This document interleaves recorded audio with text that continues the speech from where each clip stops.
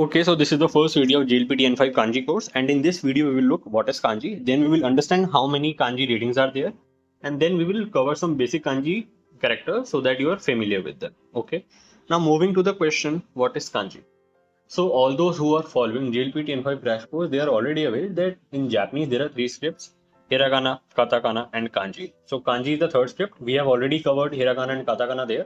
So kanji is the third script, and it is considered to be more difficult than hiragana and katakana, which is a fact, because in beginning kanji definitely looks difficult, and it looks that you won't be able to do it. But believe me, there are two readings of kanji characters.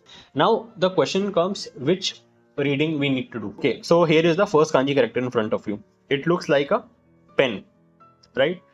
What is the meaning of it? It means one, and its reading is ichi. Okay, so it is read as ichi and its meaning is one. It is simple. The first kanji character was simple. Moving to the second kanji character. So kanji is not difficult, it depends on your approach, and in this course we will take the best approach to make kanji easy for you.